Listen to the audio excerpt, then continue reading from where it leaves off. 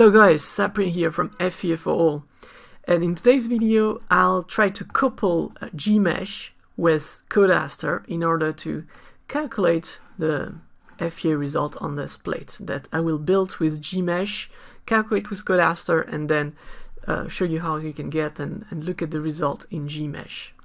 So this tutorial is supposed to be right after you watch the other Gmsh tutorials that I made before, so you already have a basics on how Gmsh works, but I'll try to make it as detailed as possible, so you know, even if you didn't watch the previous video, this one should be pretty easy to follow with.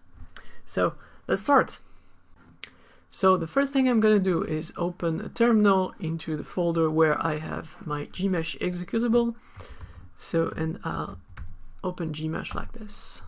Okay, and then let's build this plate model. So I'll just create a new script file that I will call Aster2.go, like this. This will be with the built-in kernel, and when I did that, I will edit the script. So let's put it like this here. Now let's copy the points that will form the outline of my plate.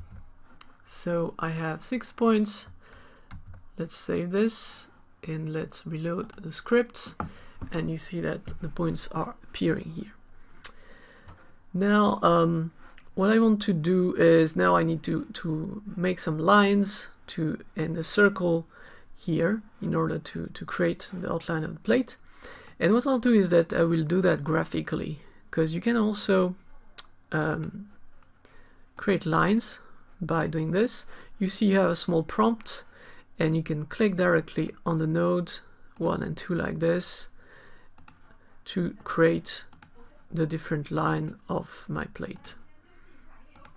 And here I have to create a circle, so I click, oh sorry, it's so when you open a command and you want to close it, you have to click on the Q on the keyboard. Circle arc, let's select this point, then select the center point and select the end point. Okay, and now I got my circle. So my plate model is done now, and now I need to create a surface for that.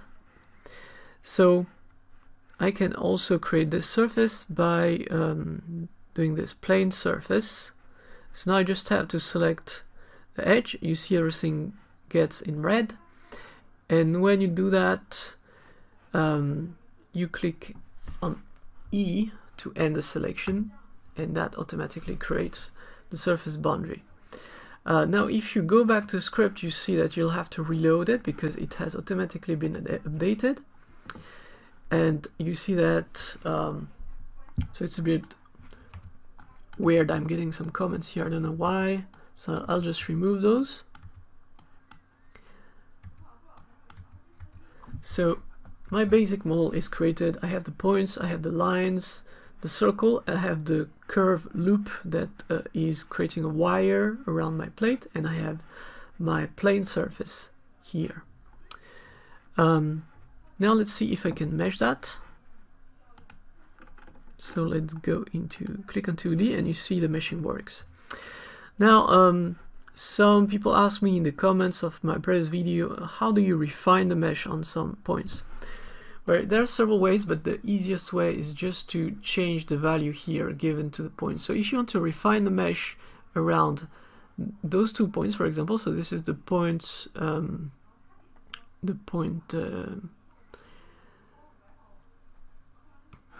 this is the point 1 and the point 6 in the point 5, right? So let's create a second dimension.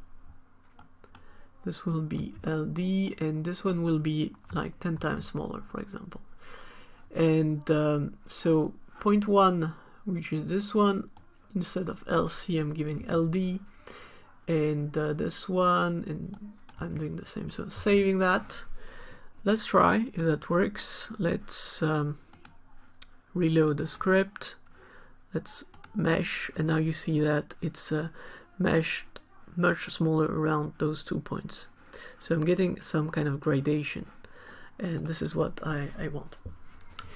Now, in order to be able to do my my FEA simulation later on, I'll need to create some physical groups. And to create those groups, I need to define them in the script.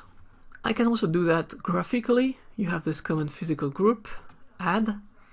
Let's add curve. Let's select this, give that a name. So you see the tag is number 6 because I selected this. So this will be left, and then you have to press, and I think undo Q, press E to end selection. So let's try to press E, and if I reload, I see my physical group has been created here, so it's fine.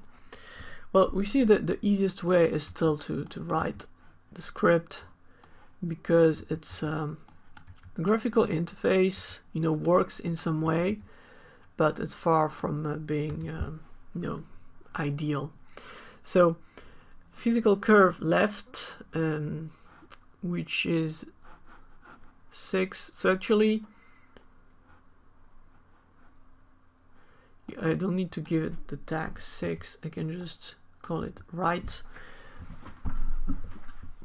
So this will be right. Just checking this is the right line 4. So this is okay. Right, this one, this is line 2. So it's okay. And I'm lacking one group, which will be bottom. This will be line 1. Now that I've created the physical groups for the edges, left, right, and bottom, I need to create also a group for the surface of the plate. If I don't do that, the mesh from the surface will not be exported in the file. So let's call it plate, or I can call that plate surf, for example. Okay, with the tag number 1, which is the tag of the surface. And finally, I'm going to save my plate into a UNV file. So save, call that simple plate .unv, and I'm saving that in UNV because UNV is the best format I found in order to send the mesh to a format that Aster can read. If I save that in MED, the MED format is too old and Aster cannot read it. If I save that in MSH, the format MSH is too recent and Aster cannot read either. So the only format I found that is working well is this UNV format. So that's why I'm using this. So let's go over, reload the script. Let's click on 2D to mesh my plate. And now I'm going to export all of this into this UNV file. So select the UNV in the format section. OK, replace. Now you have two options for the UNV, save all elements and save groups of nodes. So if you click save groups of nodes, it will not only export the elements but also group of nodes. So it will generate both group of elements and group of nodes. Now this save all elements option should be unchecked, because if you check this, it means that it will export everything. So even if you do not have the physical groups created, it will export. But the problem for us is that if I check this option, I will have also this node, which is here, exported into this file. So I will get an orphan node that I don't need in this simulation. So I'm just gonna uncheck this, click on OK, and now I get my UNV file that is ready to simulate with Codaster. So let's see in the next step how to simulate that. Now, before we're able to run Codaster, you need to have Codaster installed on your computer, of course. So if you are using Salome already and you have Codaster already in Salome, but in this example, I will do without Salome. I will just run Codaster from the terminal without going through Salome. So what I did is that I went on the Codaster website in the download section, and in the Codaster tab, the first one, I downloaded this, the Aster full package that I installed. So I will not detail how to install it here because it will take too much time, and I have another video that really is getting into all the details on how you can install this. So you can check that out. It's a 30-minute video that really shows you how to install the prerequisites and do everything about this. So once you have this installed, let's check that this works. So I installed my Codaster in a dev folder that is here, and the first thing to do is to find the Profile.sh file that I will need to source into my terminal in order to be able to launch Codaster. So I'm just opening a window here, and I will use the locate command from Linux to search. So search into my dev directory where I installed Aster. So I put a star here, and what I want to find is this Profile.sh. And the result this gives me is, you see, you have several Profile.sh, so you have to take the good one, and it's this one, the one which is located in etc folder, Codaster, Profile.sh. So that's the one you need to source. If you're sourcing the first one instead of the second one, it will not work. So make sure you do this. So let's copy that. Let's source this file like this, enter, and once you do this, you should be able to use asrun, which is the executable for Aster, asrun. So if, let's say, I just enter as and the underscore and I double click on tab on my computer, I should see the asrun executable appearing here. So that means that I sourced the right file. So now that I have asrun, I am gonna cd into my desktop and my Gmsh tutorial folder, and what I did is that I created my Aster case in here. So Aster case. Okay, so I cd into this directory, and let me show you what's inside this directory. So in order to launch Aster without Salome, just with terminal, what you need is an export file, and you need a comm file, and you need your mesh. So the mesh, I already show you how to create it. This is the result, so I'm just deleting that. This is the log, I'm deleting this too. So I have the UNV file, I have the comm file. So the comm file is basically what tells Codaster what it should be doing on this model. And what this comm file does is basically what I'm showing on my blog about this plate. As this is the plate model, and I'm applying a force here of 100 Newton by millimeter square. I'm fixing this edge in so in one direction only. So this is the edge in Y, so I'm fixing that in X, and I'm fixing this edge in Y direction only. So, and this is what the kind of result I'm expecting for the stress. And basically what this comm file is doing is that it's reading the mesh, it's modifying the mesh to orient the mesh in the right direction, it's assigning the model, it's defining material coefficients, it's affecting the material coefficient to my model. Then it's creating boundary conditions for this. It launches a static solution of this, and it adds the calculation of the stress, found me the stress, and finally it prints the results. Now I'm not going to show in detail how I got this done. Basically I used Aster study to generate this, and I have another video that that shows exactly how I did this. So if you want to see step by step how to generate this by yourself with Salome and Aster study, you can watch that video. Okay, so I just got this comm file here, and what is important in this file is the first thing is, compared to my previous video, I have to give it the right format. So my first function, which reads the mesh, has to get this keyword format IDS, so in order to read UNV file. And the last function, because I want to save this into MSH format, so I have to give it format Gmsh, and that's it. And also I have to change the groups, so group right, group bottom, group left. All this should correspond to the group I defined in Gmsh for my model. Now, in order to be able to launch that, I need this export file.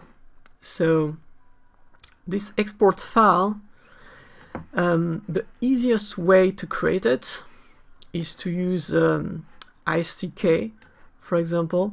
But if you don't want to use ISTK, let me show you another method. So I'll save this here. So now I do not have anything. I'll just delete this base stage. So I only have this two files, right? I got into terminal this. I'm launching as run, and there is a function called quick that is supposed to be able to run simple studies. And I just need to give it those files, simpleplate.com and simpleplate.unv. Okay, and if I run that, you see it starts to run code Aster, but I'm getting an error at the end. And if I go back to what is the reason of this error,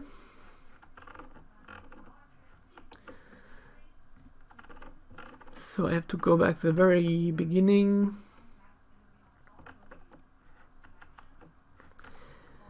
And this is the profile use, so that this is what should go into the export file. And the problem you see here is that it's only specifying the comm file, but it doesn't specify the result file here.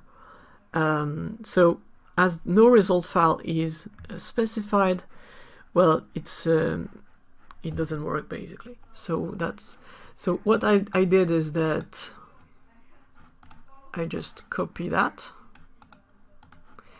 Then let's make an export. Let's call that export 2 here. Let's paste this into it.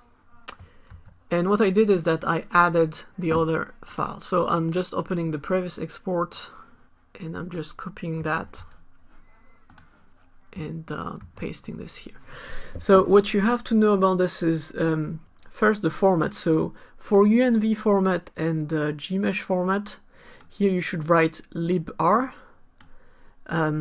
For message file, so to save, it's mess.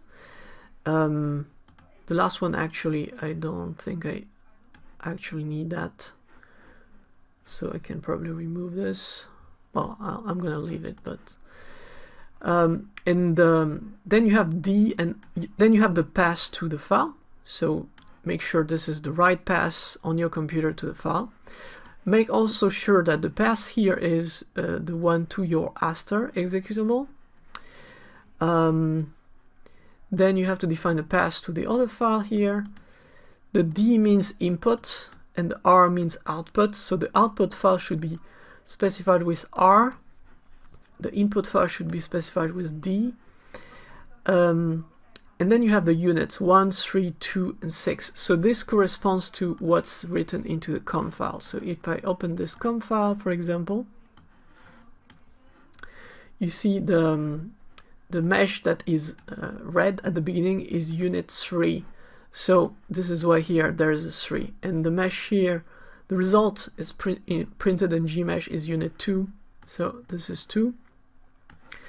The message file, it's not written here which unit to take. So you can take, I think, any number works, but I just choose 6. And this last one, actually, like I told you, I think I can remove that. I don't need this. Let's remove this. Okay, so now I have an export file called export2, and I'm ready to launch Aster. So now I can launch as run and give it the export2. And now you see that I'm getting exit code 0, which means that everything worked well. So my simulation is successful. In case you're getting error or something, go back and look at what is the problem. Maybe it's a problem with your mesh. It cannot find some groups, or maybe something is not defined correctly into your comm file. You know, all that is possible. Or maybe your Aster installation is not correct. So if you want to check if your Aster installation is correct, you have some embedded tests in Aster. You can use as run test and something like forma 02A, for example. That's one of the tests. Enter, and if you do this and it's executed without any problem, it means that your Aster distribution works.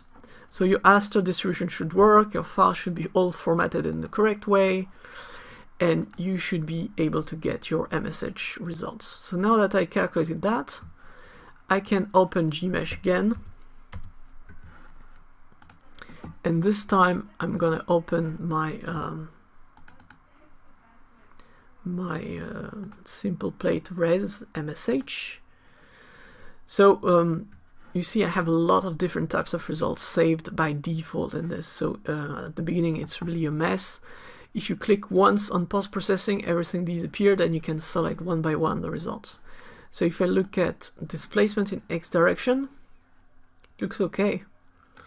Let's look at my von Mises stress on the node. So it's this one, sigma equivalent node vmis. So click on that, and yeah, the distribution looks pretty okay. And you see the max stress value is 392 MPa, which is not so far from the value that I'm expecting, which is 372 MPa. So if I refine the mesh even more, I should get closer and closer to this value. And that's basically it to show you how to run my Gmsh model with Aster. So of course there's much more to say, and more will come in the next video. So if you have some questions, if there are things you want to know how to do, just leave some comment. Let me know what you want to see, and in the next videos I'm going to add that to the list of the things that I'm going to show you. Thank you very much for watching. If this was useful, please give a like to this video, and thank you again for watching my videos.